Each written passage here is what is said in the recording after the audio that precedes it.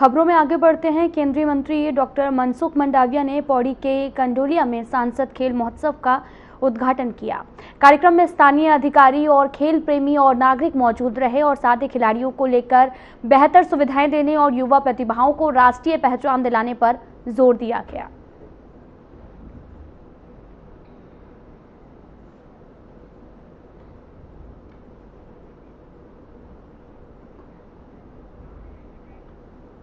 खबर विकासनगर से है, जहां नगर पालिका क्षेत्र में EMS कंपनी द्वारा 533 करोड़ रुपए की लागत से सिविल लाइन डालने का कार्य किया जा रहा है। वहीं कंपनी के द्वारा सभी वार्डों में भी ये कार्य चल रहा है और इसकी जांच करने वार्ड नंबर 3 के सभासद संभल सहरावत पहुंचे।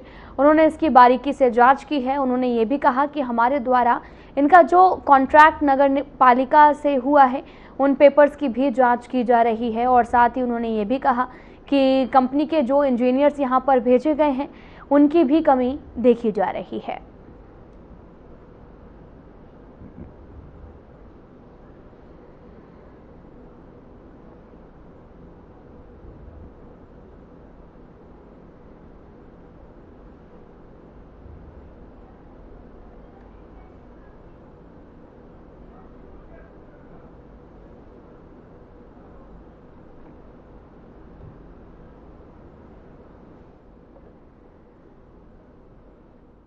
मैं भी टेक्निकल फील्ड से हूँ।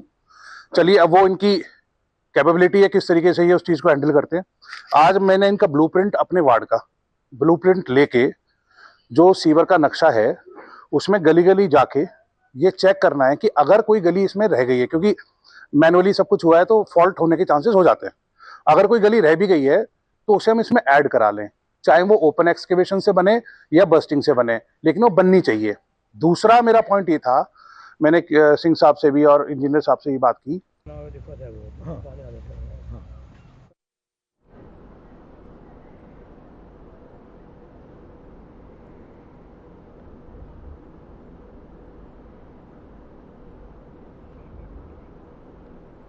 मसूरी में पटरी व्यापारियों और नगरपालिका के बीच में टकराव बढ़ गया है। नगरपालिका परिषद और स्थानीय प्रशासन द्वारा बुलाई गई बैठक को पटरी व्यापारियों ने बहिष्कार कर दिया है।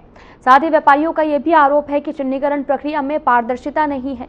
नगरपालिका सभागार में TVC कमेटी की बैठक आयोजित की गई, लेकिन वार्ता विफल रही। गुस्साए पटरी व्यापारियों ने नगरपालिका परिसर में जमकर नारेबाजी की और शहीद स्थल झूला घर पर अनिश्चितकालीन धरना प्रदर्शन शुरू करने का ऐलान किया और बैठक में हमारे साथ अभद्रता की गई।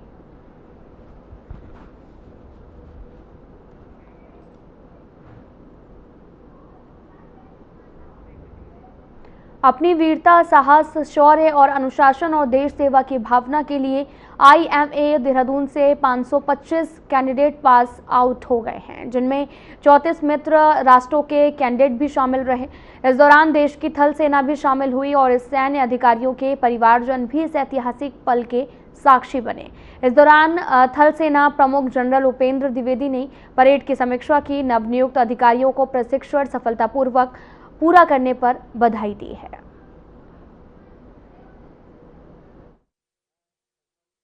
Kumar Singh Bijarniya from Rajasthan, district Jhunjhunu. ये मेरा पोता है, ग्रैंडसन, और मेरे पिताजी भी फर्स्ट वर्ल्ड वॉर में आर्मी में थे।